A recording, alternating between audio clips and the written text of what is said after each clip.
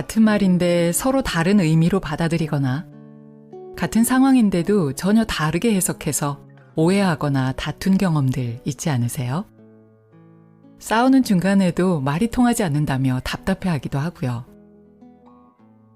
싸움의 기술을 쓴 정은혜 작가는 말이 안 통한다는 말은 사실들로 이루어진 그 말을 이해하지 못한다기보다 그 말에 내포된 은유와 상징을 해석하지 못하거나 각자의 경험에 따라 달리 해석하기 때문이라고 말하면서 하나의 에피소드를 들려줍니다. 남편은 사랑의 표현이라고 생각한 일이 아내에겐 전혀 다르게 다가갔던 일화인데요. 이 에피소드를 듣고 부부나 연인끼리 이야기를 나눠봐도 좋을 것 같습니다. 정남성우의 목소리로 에피소드 먼저 만나볼게요.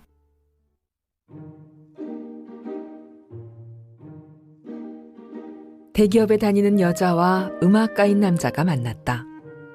둘 다 평생 독신으로 살 줄 알았다. 각자 자신의 삶을 열정적으로 살고 있었으며 결혼을 꼭 해야 한다는 생각은 없었다. 서로의 삶을 지지하고 응원하면서 각자 다른 도시에 떨어져 살던 이들은 거의 50살이 되어 결혼을 하고 제주도에서 새로운 삶을 시작하는 큰 모험을 감행했다. 새로운 삶을 시작하면서 두 사람은 예쁜 집을 사 정성껏 꾸미고 텃밭을 가꾸며 행복한 전원생활을 꿈꿨다. 하지만 하루 종일 일하고 저녁에는 대학원까지 다니는 아내는 너무 바빴다. 저녁에 늦게 들어오면 같이 집을 꾸민다거나 부부가 함께 취미생활을 할 기운이나 시간이 없었고 아침이 되면 후다닥 씻고 출근하기 바빠서 이불도 못 깨고 그대로 나가기 일쑤였다. 주로 집에서 작업을 하는 남편은 아내가 출근하고 난 다음에 이불을 정리하고 집안일을 돌봤다. 일과를 끝내고 파김치가 되어 돌아오는 아내를 맞이하는 것은 깨끗한 집과 저녁 식사, 그리고 호텔 침대처럼 완벽하게 정리된 이불이었다. 그런데 이불이 문제였다. 정돈된 침대를 볼 때마다 아내는 자신이 집안일을 하지 않는 것에 죄책감을 느꼈고 그래서 남편이 침대를 정리하지 않고 제발 그대로 두기를 바랐지만 차마 말을 못했다. 그러던 어느 날 함께 이야기를 나누던 중에 남편이 아내에 대한 사랑의 표현으로 이불을 정리한다는 사실을 알게 되었고 그러자 그동안 꾹꾹 참아왔던 말이 아내의 입에서 터져나왔다. 바로 그게 자신을 숨막히게 하는 것이라고. 정리된 이불을 볼 때마다 죄책감이 느껴져 불편하다고 말이다. 이 말에 남편은 깜짝 놀랐다. 아내를 위한다고 한 사랑의 표현이 자신의 마음을 전달하기는커녕 오히려 정반대 효과를 내고 있다는 것을 그제야 알고 남편은 이부자리 정리하기를 멈췄다. 애초에 왜 이런 문제가 생긴 것일까? 이부자리가 가진 상징성이 무엇이기에 갈등과 싸움이 일어날까? 요즘은 부부들 가운데 절반 가까이가 서로의 잠습관이나 코 고는 습관 때문에 따로 잔다고 하지만 침대가 상징하는 것은 집안일에 대한 상징뿐만 아니라 부부가 함께하는 것 자체에 대한 상징성을 가지고 있을 수도 있다고 생각한다. 이외에도 집에는 상징성을 가진 물건이나 공간이 많다. 어떤 부부에게는 그것이 이불일 수도 있고 부엌이나 식탁일 수도 있고 설거지나 청소 상태일 수도 있다. 왜 그렇게 된 것인지 파고 들어가 이해하려고 노력해도 죽을 때까지 결코 알지 못할 가능성이 많다. 왜냐하면 이러한 상징성은 어린 시절 각자의 원가족 안에서 형성되기 때문이다. 부부가 아무리 같은 집에서 산다고 해도 집이 상징하는 것에 대해 결혼 전부터 품어오던 관념은 같을 수가 없다. 어떤 이에게 집은 안전가옥인 반면 어떤 이에게는 불안과 폭력을 처음 경험한 곳일 수도 있다.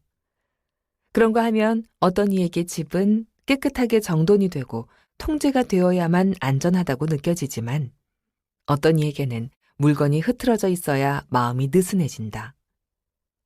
부부에게 집은 성인이 되어 함께 만든 보금자리지만 각자에게 집이 상징하는 바는 결혼 전, 특히 어린 시절에 집을 어떤 것으로 경험했느냐에 따라 다르다. 그렇기 때문에 각자 필요한 집이 다를 수밖에 없는데 이 다름은 결혼을 하고 집을 공동으로 꾸려보고 나서야 깨닫게 된다. 이 부분은 이부자리 정리 사건 이후로 얼마나 많은 일들이 그런 식으로 이루어졌는지 생각해 보게 되었다.